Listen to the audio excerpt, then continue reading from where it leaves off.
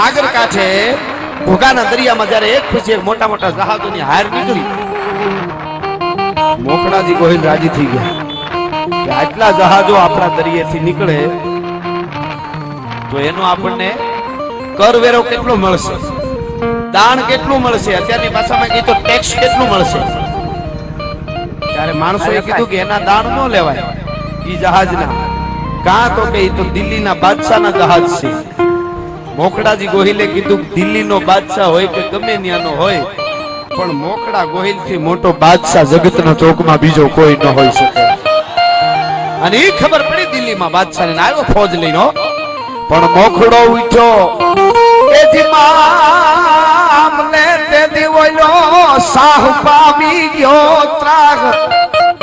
હાથમાં જોટાની તલવાર લઈ અને બાકા ચીક મોખડોજી બોલવા માંડ્યો, માથું પડી ગયું, લોહીના ફુવારા જ્યારે ઉડવા માંડાણા. ઢૂંઢે ઢૂંઢ દીધા ઢાળ ખળગે રગત વહતી ખાળ દેતા ધન જોમ તાર મેપત મોખડો હનુમાન. મોટીએ મોટીઓ હાથી વગરની હુંડો વગરના હાથી, ધડ વગરના માથા, માથા વગરના ધડ. 15.5 જેથી મોખડા ગોહિલે કરી નાખ્યું. તેથી બાદશાહ જે હતો દિલ્હીનો, એ હાથીની અંબાડી ઉપર બેઠો બેઠો રાડ ફાટી, યા અલ્લાહ ये મોખડાજી માર દેંગે, ભાગો.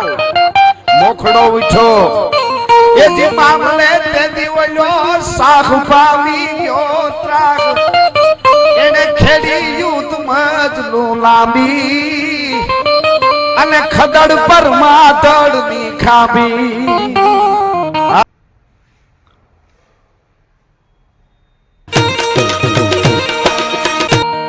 સાગર કાંઠે ઘોઘાના દરિયામાં જ્યારે એક પછી એક મોટા મોટા જહાજોની હાર નીકળી,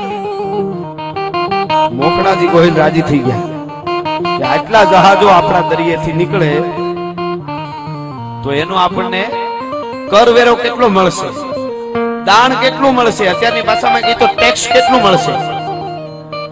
ત્યારે માણસોએ કીધું કે એના દાણ ન લેવાય, ઈ જહાજના કાં તો કે ઈ તો દિલ્હીના બાદશાહના જહાજ છે. મોખડાજી ગોહિલે કીધું દિલ્હીનો બાદશાહ હોય કે ગમે ત્યાંનો હોય, પણ મોખડા ગોહિલ થી મોટો બાદશાહ જગતના ચોકમાં બીજો કોઈ ન હોઈ શકે.